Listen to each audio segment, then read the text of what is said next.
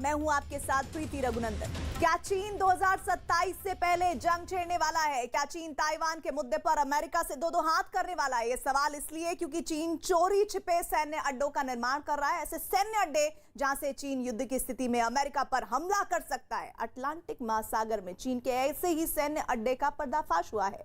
क्या है चीन के सीक्रेट सैन्य अड्डे का राज? जानने के लिए देखिए हमारी ये रिपोर्ट।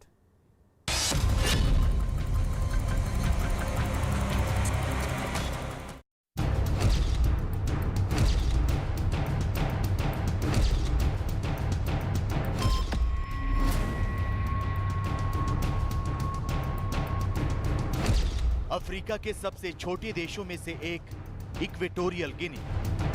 महज 12 लाख से अधिक की आबादी वाला ये देश 28,000 वर्ग किलोमीटर क्षेत्र में फैला हुआ है। लेकिन इस अफ्रीकी देश का भौगोलिक और रणनीतिक महत्व काफी ज्यादा है। इक्वेटोरियल गिनी अटलांटिक महासागर के किनारे स्थित है और अमेरिका से इसकी दूरी 11,000 किलोमीटर है।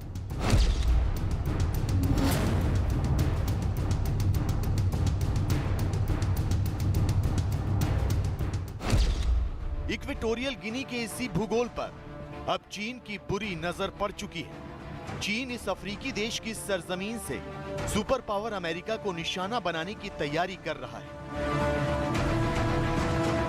चीन इक्वेटोरियल गिनी में न सिर्फ भारी निवेश कर रहा है, बल्कि यहां अपना सैन्य अड्डा बनाने जा रहा है। अमेरिकी अखबार वॉल स्ट्रीट जर्नल की एक रिपोर्ट के मुताबिक चीन इक्वेटोरियल गिनी के तटीय शहर बाटा में अपना सैन्य अड्डा स्थापित करने जा रहा है। चीन इस सैन्य अड्डे के जरिए अमेरिका के पश्चिमी तट के नजदीक अपने युद्धपोतों और पनडुब्बियों को तैनात करने और उनकी मरम्मत करने में सक्षम होगा।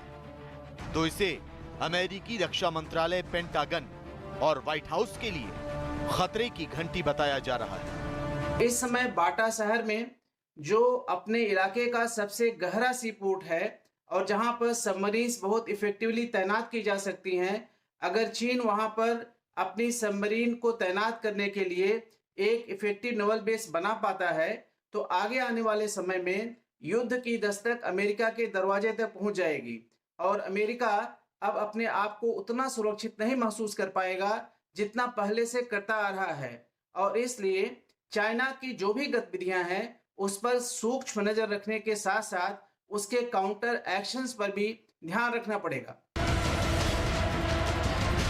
चीन ने अटलांटिक महासागर में सैन्य अड्डा बना लिया तो इससे उसे रणनीतिक बढ़त हासिल हो जाएगी। चीन की पनडुब्बियां अमेरिका के पश्चिमी तट के आसपास तक पहुंच सकती हैं। यही नहीं, चीन की घातक मिसाइलें भी अमेरिका को भारी नुकसान पहुंचा सकती हैं।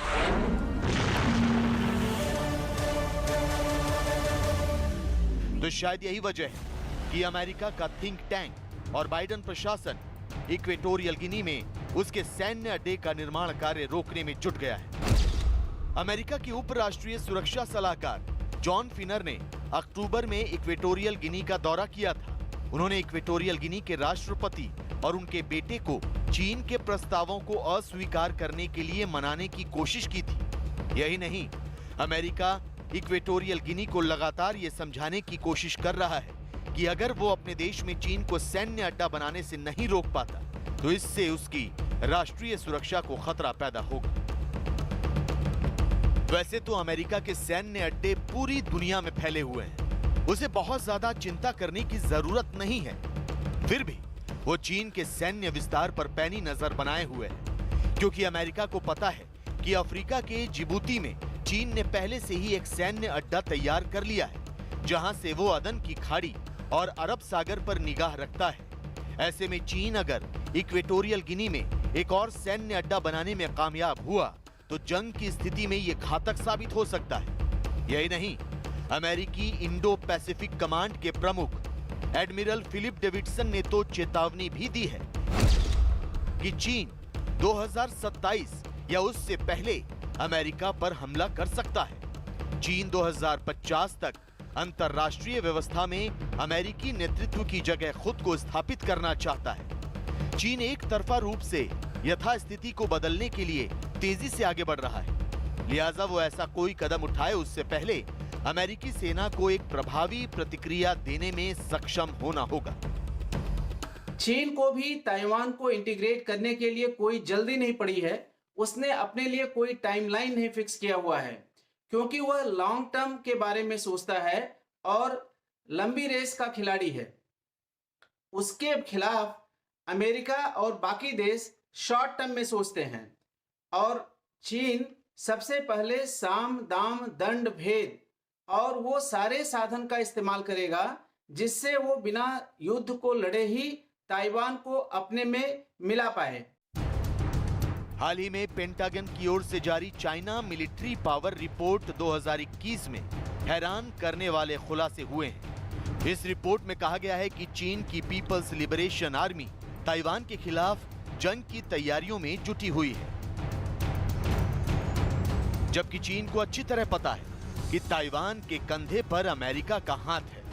अगर उसने ताइवान पर हमले की जुर्रत की तो जंग की चिंगारी ज्वाला में तब्दील हो सकती है। ऐसे में इस संभावना से इनकार नहीं किया जा सकता कि शी जिनपिंग की सनक बहुत जल्द एक युद्ध का कारण बनने वाली है।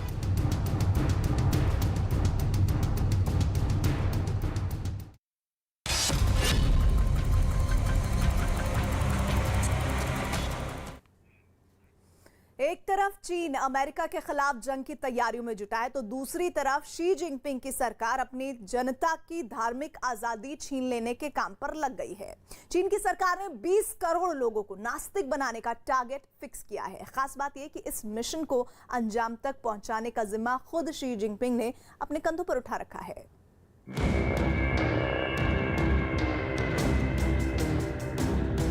शी जिनपिंग के अधर्म युद्ध का सबसे खौफनाक सच 20 करोड़ लोगों को नास्तिक बनाने वाला श्वेत पत्र। चीन का साम्यवाद एक ढकोसला है, चीन का लोकतंत्र एक दिखावा है। शी जिनपिंग के नेतृत्व में चीन न सिर्फ बहुत तेजी से पूंजीवाद की तरफ आगे बढ़ रहा है, बल्कि लोकतांत्रिक मूल्यों की हत्या कर एक ऐसे देश का निर्माण किया जा रहा है जहां के लोगों को ना तो सरकार के खिलाफ बोलने की इजाजत है, ना ही अपनी मान्यताओं पर अमल करने। चीन की आबादी के एक बहुत बड़े हिस्से को बंदिशों की जंजीरों में जकड़ दिया गया है। उनकी आजादी को फौजी बूटों तले रौंदा जा रहा है। तो अब शी जिनपिंग ने एक ऐसा ऐलान किया है जिससे वहां के 20 करोड़ लोगों की धार्मिक आजादी छिन जाएगी। चीन के राष्ट्रपति शी जिनपिंग ने देश में राष्ट्रीय सुरक्षा की खातिर धार्मिक मामलों पर सरकारी नियंत्रण को और सख्त करने का ऐलान किया है। इस सख्ती में धार्मिक आस्था को गलत ठहराना भी शामिल है, जिसका मतलब है कि उन लोगों को भी सत्तारूढ़ कम्युनिस्ट पार्टी की नीतियों के अनुरूप ढाला जाएगा जो धर्म पर भरोसा करते हैं। सीधे शब्दों में कहें तो शी जिनपिंग अपने देश की आस्तिक आबादी को नास्तिक बनाना चाहते हैं, ताकि ये तमाम लोग सीपीसी यानी कम्युनिस्ट पार्टी ऑफ चाइना के अंदर रहकर काम करें, जिसकी विचारधारा पूरी तरह नास्तिक है। चीन वैसे तो आधिकारिक रूप से एक नास्तिक देश है।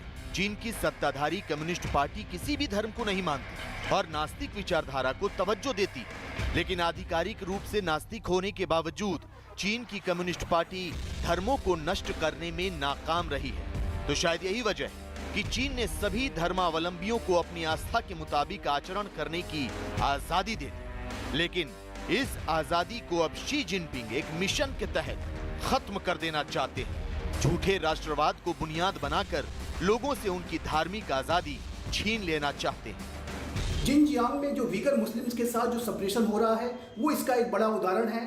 तिब्बत में जो बुद्धिस्ट के साथ चाइना कर रहा है वो उसका एक बड़ा उदाहरण है। तो चाइना लगातार रिलीजियस फ्रीडम का सप्रेशन इसीलिए करता है ताकि लोगों के अंदर किसी भी तरीके से कोई लोकतांत्रिक भावनाएं जन्म न ले ले, जो कि उनके शासन के लिए, जो कि तानाशाहीपूर्ण शासन है, खतरा पैदा कर सकते हैं। तो जाहिर है कि चाइना के शासक अब पूरी तरीके से चाइना की सोसाइटी को अपने कंट्रोल में लेना चाहते हैं और अपने शासन को अनिश्चित काल तक बनाए रखना चाहते हैं। इसी वजह से अब वो धर्म का भी चीनीकरण करने की साजिशें रच रहे हैं। चीन वीगर मुसलमानों के साथ क्या कर रहा है ये पूरी दुनिया देख रही है।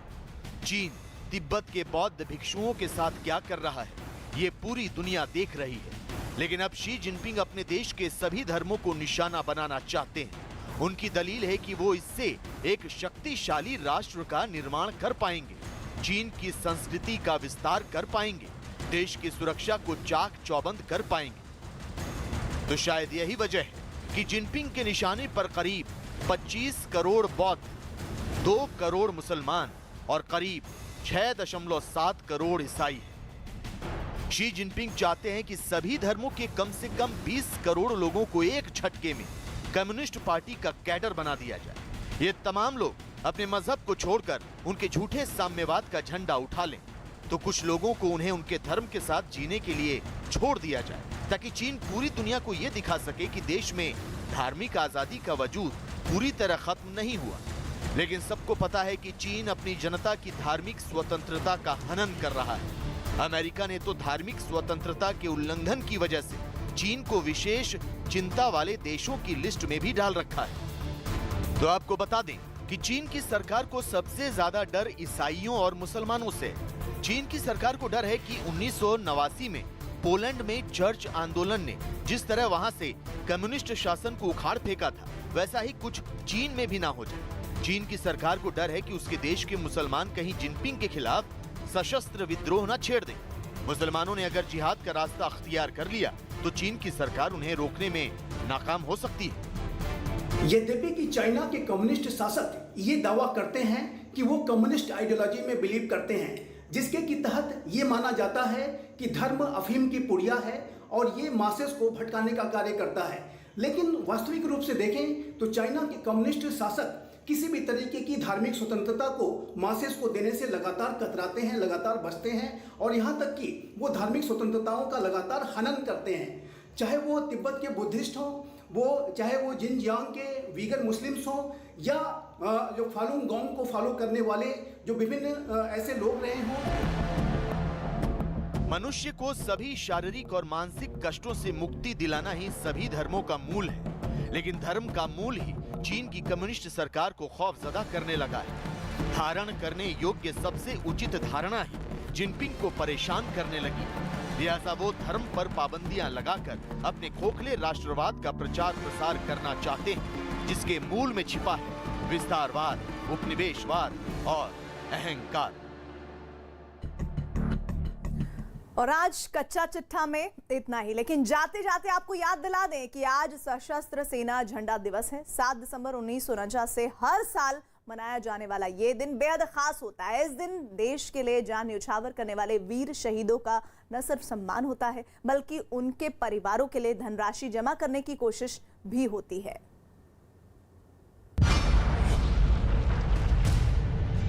We honor with great pride the sacrifice of the defense force, who valiantly fight to safeguard our border.